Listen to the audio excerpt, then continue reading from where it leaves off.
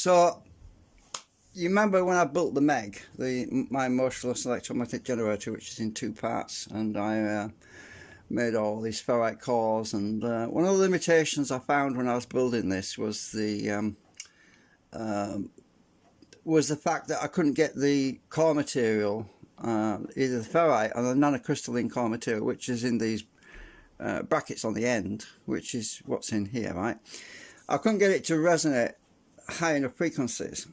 So this basically was my version of the Meg, which is another one that you can find on the internet. Now, I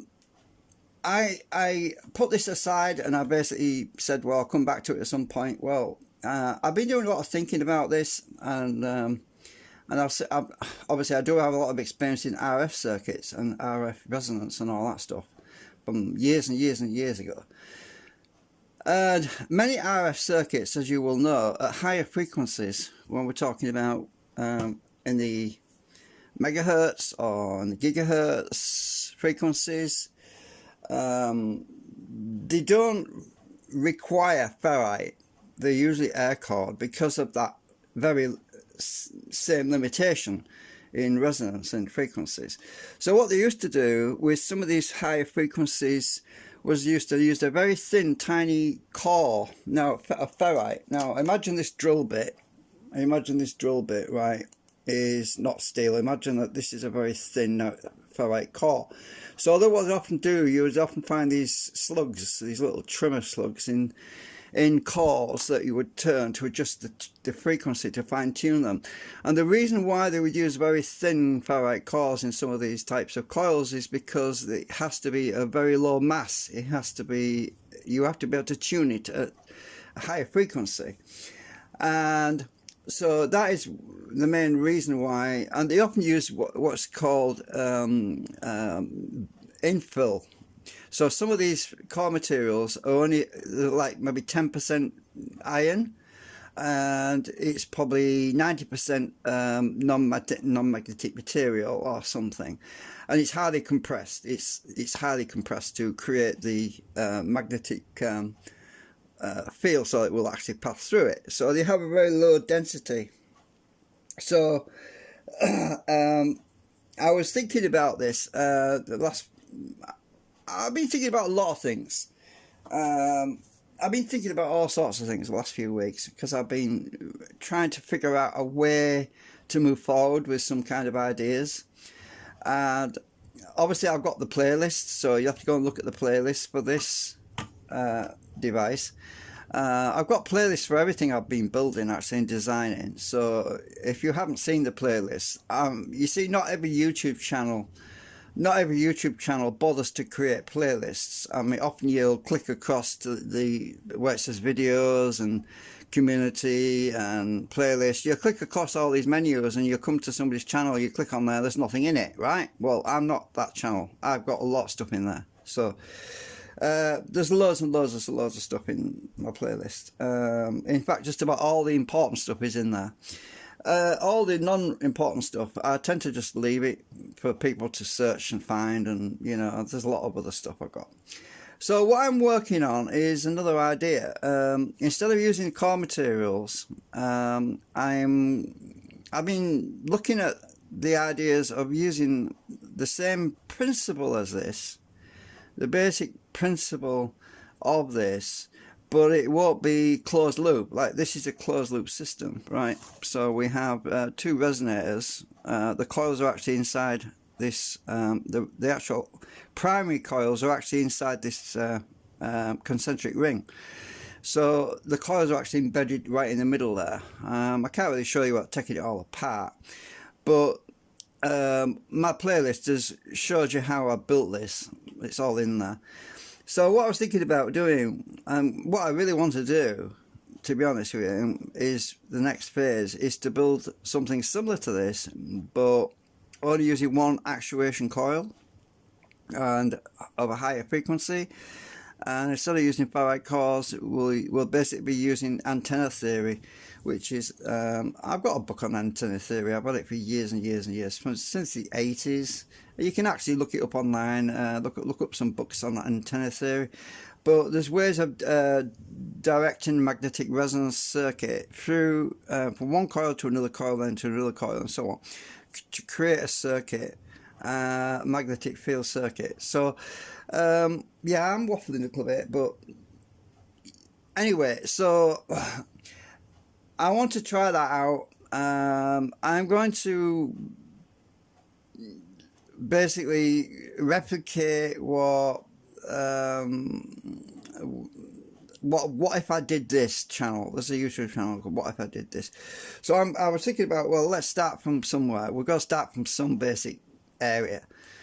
So I was thinking about, well, apparently he's copied a lot of content from Tesla's ideas and patents and that. But I thought, well, I don't like copying other people's work. I really don't. But it's just a coil. So I'm just going to create the coil, and then I'm going to see if we can do this coil smaller and smaller and smaller and see where we go. So if I can get the coil down to a smaller size, obviously when you work with a smaller size coil, the actual distance that the magnetic field travels becomes smaller and smaller. It's all relative, right?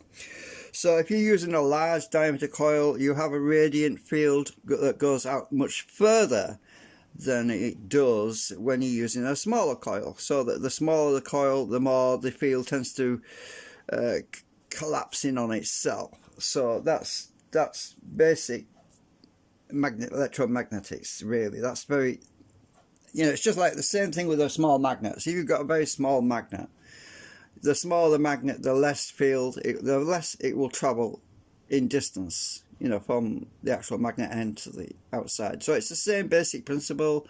The small magnet the field will travel a shorter distance than it would do if you were using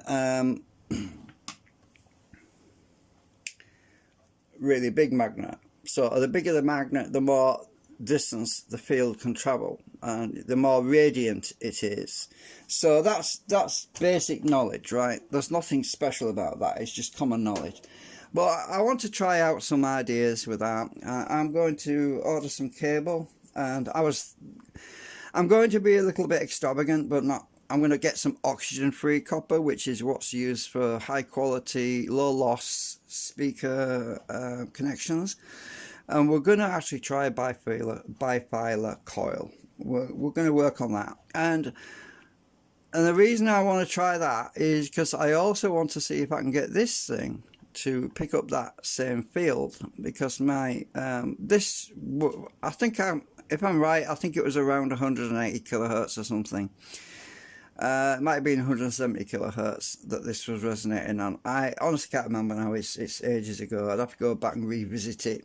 I usually write down on it what the frequencies are and everything, but I'm getting old. My memory's not so good. So yeah, just wanted to give you some ideas. Obviously, what was interesting was that when I watched the other channel, this guy, What If I Did This channel, he had his capacitors across all of his coils, which he was using to pick up LEDs. Now, it was interesting, I noticed, and I thought there was a bit of a deja vu situation, because I'm thinking, hang on a minute, I built my Meg, and I found that by putting capacitors across my output coils, which is what these are, these capacitors are across the output coils, so to a certain degree that this is working in an RF situation. And I thought, that's interesting. So my circuit was actually working to a certain degree in an RF situation. That all my coils had to have these capacitors across them.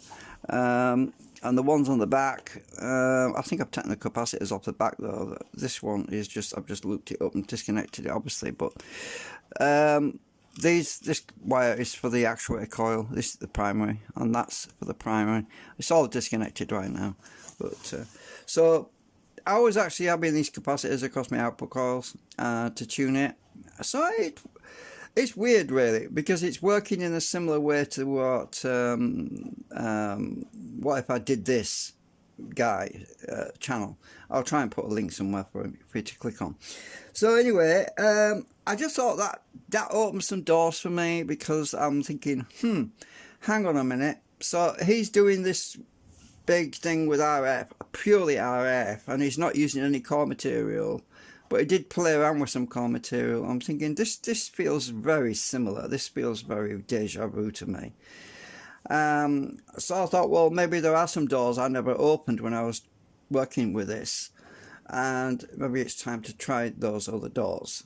You know, of possibilities, doors of possibility. So anyway, just thought I'd give you a quick video on what I'm thinking about at the moment. I have been thinking about the other coil design as well, but I thought, well, no, it's time I want to go back onto this thing, this sort of idea. As you remember, it comes apart.